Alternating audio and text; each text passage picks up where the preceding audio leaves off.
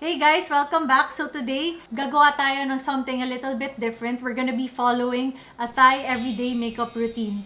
So if napanood niyo yung last video ko, we actually have an ongoing giveaway wherein you will be winning 3 Squad Cosmetics eyeshadow palettes plus a 4-piece brush set. Yung Thai YouTuber na ifa-follow natin for this tutorial is May Rai. So, nag-search lang ako ng Thai everyday makeup routine sa YouTube and then siya yung lumabas, siya yung pinakamaraming views. Plus, nag-English siya doon sa video na yon, which is perfect. Kaya, wag na nating patagalin. If you're interested in this video and if you're interested in joining the giveaway, don't forget to comment and like this video, subscribe to my channel, and go on to my last video para makita nyo yung full mechanics. But, panoorin nyo muna yung video ko na to. Deal?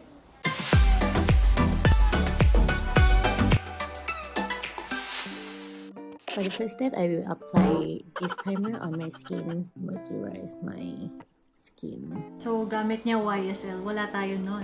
Sorry sa YSL.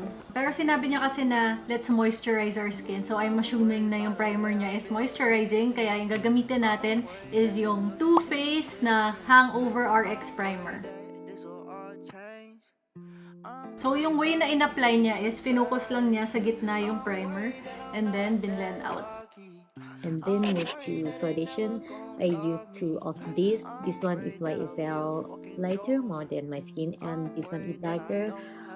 If I mix together, perfect match with my skin.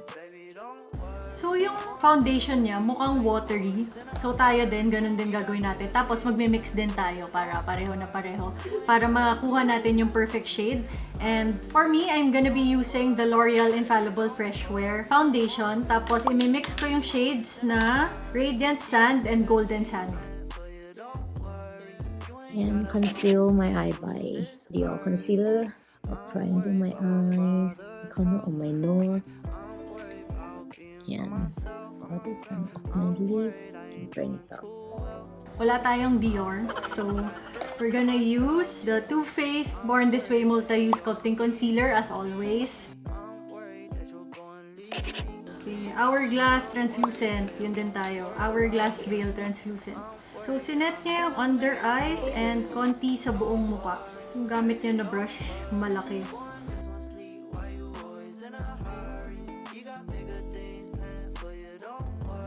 Okay, I will move to eyebrow. I will use this one from the same.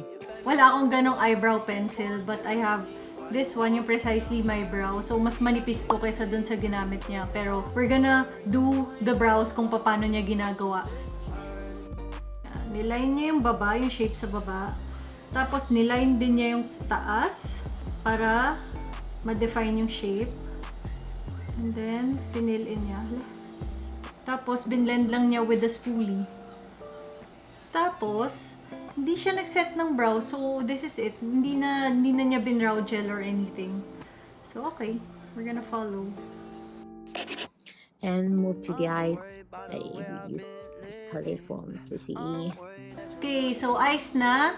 Siya gamit niya 3CE na palette. Tayo, we're gonna be using the Squad Cosmetics na neutral palette. Kumuha siya ng transition shade, so yung light brown. Tapos, nilagay lang niya all over the lids. Then, nilagay din niya sa lower lash line.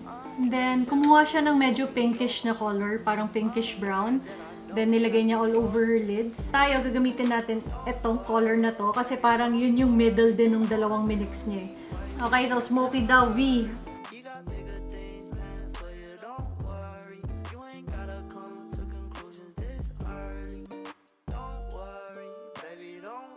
Kumuha siya ng shimmery na light shade for the inner corner.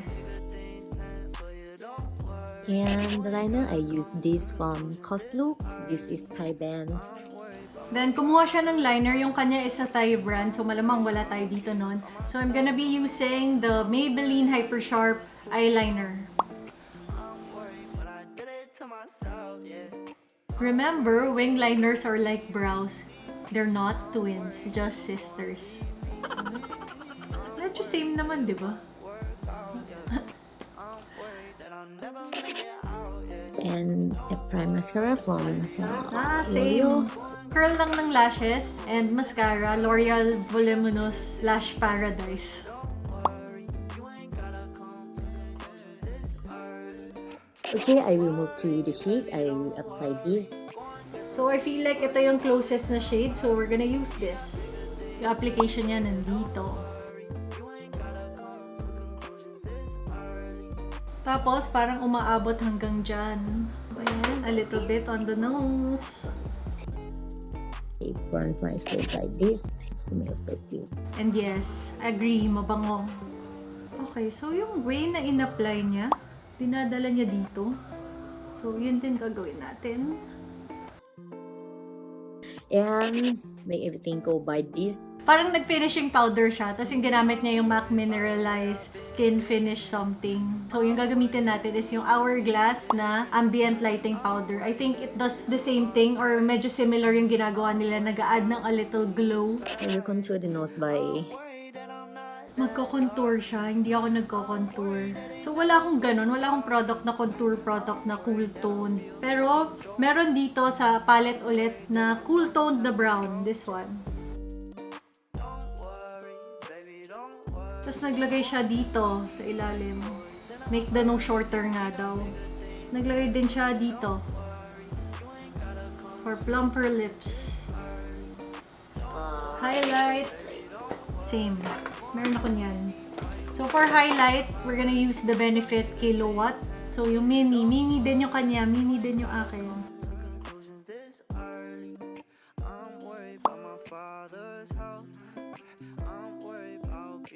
For the lip, I will use this. So, parang nude-ish brown lip yung ginawa niya. So, I feel like yung magiging perfect shade like hers is a mix of On Repeat and Bday. So, yun yung gagawin natin. Mimix lang natin tong dalawa. Tapos parang hindi masyadong boom yung ano. So, i-blend out natin siya. Yan. So, this is the everyday Thai makeup look. Actually, yung makeup techniques or yung mga ginawa niya is very similar naman sa ginagawa ko. May mga minor differences lang na na-mention ko na nga dun kanina nung ginagawa ko siya. But I would actually wear this on an everyday basis. Siguro yung foundation, hindi ako magpa-foundation or super mas light.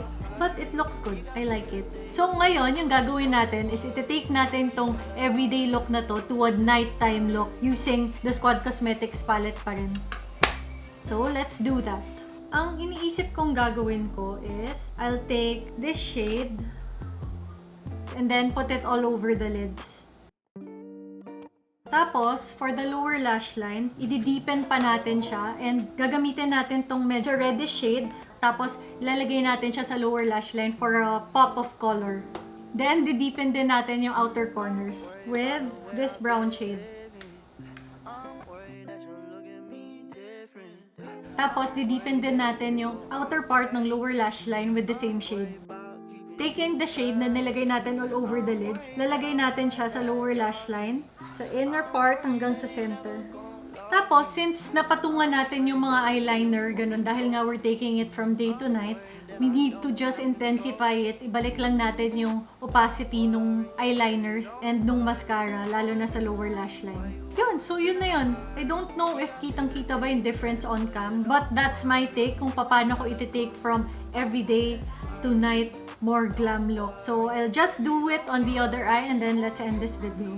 So, yan, we're done. We did the everyday na Thai makeup look plus this one na medyo mas nighttime, medyo mas glam look. Ngayon, I'm gonna be giving a very thorough and quick review on this one, the Neutral Squad na eyeshadow palette ng Squad Cosmetics. So, adding on dun sa initial review ko on this palette along with the other na Squad Cosmetics palette, I think that it still stands na it's very, very user-friendly and very worth it, especially dun sa price niya na 199 pesos. Based on kung ano yung ginawa natin today, nakita naman natin na it can be used for everyday, very subtle, very natural looks. Pero you can amp it up using the shimmers para sa mas nighttime, mas more glam na look.